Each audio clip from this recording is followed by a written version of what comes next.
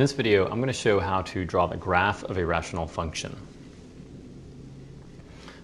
First, referring back to the previous video I made, the features I'm referring to are the things like the horizontal asymptotes, the holes in the graph, the zeros, and the vertical asymptotes. So I'm still going to be going through this process of finding those different features for the rational function first, and then I'm going to show you how to plot those onto the grid itself. So the one thing that I didn't go over in the last video, but it's a pretty quick thing to describe, sometimes finding the y-intercepts can be helpful for graphing purposes as well. To find the y-intercept, you're just going to replace the x's in the expression with the zeros and then simplify the expression that you have. Something else that does come in helpful when we're graphing is if you ever feel like you don't have enough information to draw a graph, you can always plug in more numbers for x and then solve for y to get other points that you can use as additional guidance on where the graph goes. So here's the first example that I want to show. We have the function 5 minus 2x over x plus 1. Now, the first thing I always like to do with graphing or with finding the features is to start off with the horizontal asymptotes because it's often given to you in its unfactored form. So I can just go ahead and compare the degrees on the top and the bottom, but I will point out that the way this one is written, it's not actually in standard form with the biggest exponent coming first and working its way down. So you may want to rearrange the numerator to write this as negative 2x plus 5 over x plus 1 for purposes of calculating the horizontal asymptote. Now I can see that the degrees match on the numerator and denominator, and whenever the degrees match, that's when we use the coefficients to find the horizontal asymptote. So this one's answer will be at y equals negative 2 over 1, but we don't need to write the over 1 part, so we can just say y equals negative 2. That means that there is a horizontal line at a y value of negative 2, which can be used to help determine the shape of my graph once I start filling in more of the pieces. Next, for the holes, if I was able to, I would do any factoring that I had on the numerator and denominator, but these particular expressions are not factorable. There isn't like a GCF, there aren't any difference of squares or anything happening here. So the other thing to notice is the factors I have don't match, which means I don't have anything that I can cross out from the numerator and denominator. There's nothing I can remove from this expression. So that means I don't have any holes. And that's actually pretty common. You often don't have holes in graphs, honestly. Next, for the zeros, aka the x-intercepts. Now, the x-intercepts are where my graph will cross the x-axis, and the easiest way to find those is by plugging in 0 for y, but we actually only care about the numerator for this. So the denominator equaling 0, that would be an undefined value. I only care about having 0 on the top of the fraction, so I can just focus on the numerator for this and then solve that equation to find the location of the intercepts. My first step here would be to subtract 5 over, and then to divide both sides of the equation by the negative 2. Now in decimal form, this would be approximately 2.5, so if it helps you to think of it that way, that's fine. I usually prefer to keep my answers in this fraction form. So at x equals 2.5, I know that my graph is going to cross the x-axis, which means it should touch right about there, between the 2 and the 3. Next, we have the y-intercepts. This is a similar process. So last time we plugged in 0 for y and solved for x. For the y-intercept, we're going to plug in 0 for x and then simplify that to find out what y equals. Well, plugging in zeros is easy and quick because a lot of the numbers are just going to cancel out. So all that's left here is 5 over 1. So now I know that my graph crosses the y-axis at y equals 5. So that's another dot I can use on the graph for help on guiding the shape. And then the last piece I'm going to look for is the vertical asymptotes. Again, this would normally take place after doing any factoring and canceling, and then any factors that do not get canceled out.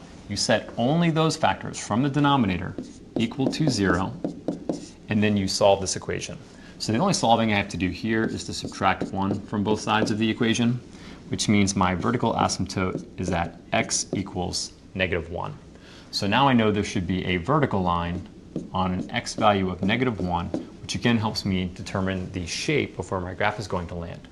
Now, using the dots that I've plotted from the x and the y-intercepts, I can see that my graph is up here in this kind of in the quadrant 1 section. It's shifted over a little bit. So I know that my graph is going to connect those dots.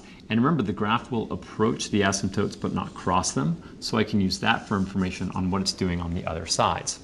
Now, we haven't identified what's happening to the graph to the left of x equals -1, so this is why sometimes I find it helpful to plug in an x value that's on those other sides just to see if it's either above or below my horizontal asymptote.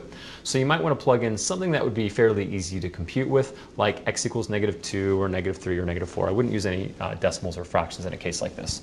So let's say we wanted to find out what happens when x equals -2. Then I could find f of -2 by calculating 5 minus 2 times -2 over -2 plus 1.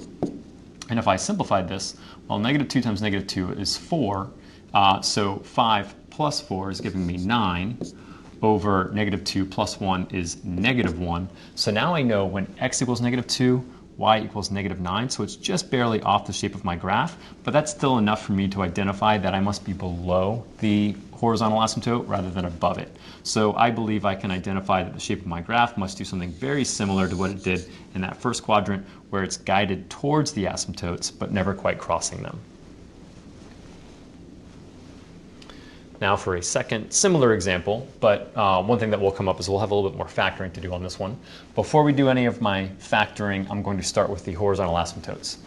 This time my polynomials are in standard form, but I have a different situation. I have the degree on the denominator is bigger than the degree on the numerator, which whenever that happens, that creates a horizontal asymptote at y equals 0. So on my y-axis, I know there's a horizontal line when y equals 0. Next for the wholes, we want to do my factoring and see if anything can be canceled out from this expression. So noticing that there's a GCF on the top, because both of these terms are divisible by 3. And then on the bottom, this is what we call the difference of squares. The breakdown for the difference of squares is square rooting these two values. So I have x's and 2's, and it's going to be a +2 and a -2. So that's the difference of squares factoring for x squared minus 4. Notice that after doing that factoring, I see a common factor in my answers. If the x minus 2's cancel, then I'll be left with just 3 over x plus 2. That's all that's left in the expression because we are removing the x minus 2 piece. Now for the purpose of finding the whole, we use the piece that we removed from the expression. That's why it's sometimes called a removable discontinuity. If I set the removed piece equal to 0 and solved, I would see that there is a whole at x equals 2. I'm not actually going to plot this yet because I don't know where the whole lands yet. I don't know if it's up here, I don't know if it's moved down somewhere. So like right now, I don't know what to do with this whole. I just know that it occurs somewhere at x equals 2. So I've listed it, but I'm not going to draw it anywhere yet. Next, for the x-intercepts, so this is where I'm going to go back and I'm going to plug in 0 for my y value. But remember, I only care about the numerator, and a lot of the stuff in the numerator canceled out. So I actually just have 0 equals 3. Now there aren't any x's in this, so there's nothing for me to solve for, which means I can't get an answer like when x equals 5 or when x equals 8. So what that indicates is that there is no x value, which means my graph must not touch the x-axis in this case. And that's confirmed by the fact that we have an asymptote there. So I wasn't really expecting it if I have already drawn in my asymptote for this. So no x-intercepts or zeros on this problem. Next for the y-intercepts. This is the one where I can plug in 0 for my x values, and I can see what I get for the y value. So I can write y equals 3 over, remember a lot of stuff is canceled out, so it's just going to be 0 plus 2, which is equal to 3/2. Now in decimal form, we would call that 1.5. So now I know there's a dot halfway between y equals 1 and y equals 2 on my grid.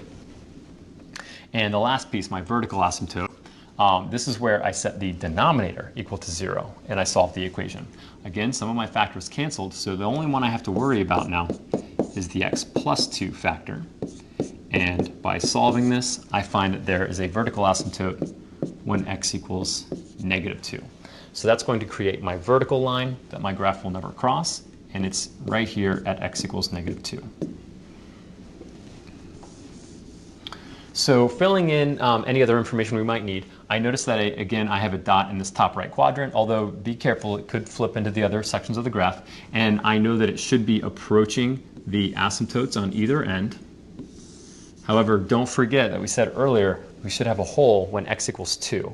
So for the graph I just drew, I need to look at an x value of 2, and that's where my hole should be punched out. Before, I wasn't sure exactly where to draw it because I didn't know if the graph was going to be higher or lower. But now I know when x equals 2 for the line I just drew, that's where my hole is existing.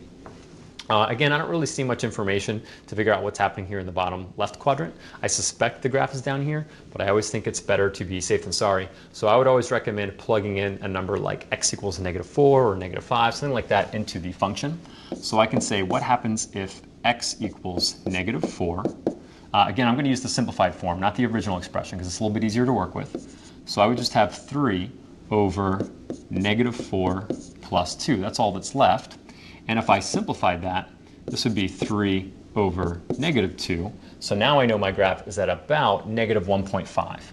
When x equaled -4, y equaled -1.5. So sure enough, seeing that it's below the horizontal asymptote, that gives me confidence that my graph does in fact approach those asymptotes on either end, just like this. So that's it for the lesson on how to take the features lesson from the previous video and apply them to a graph to get a good shape of the rational function. Thank you.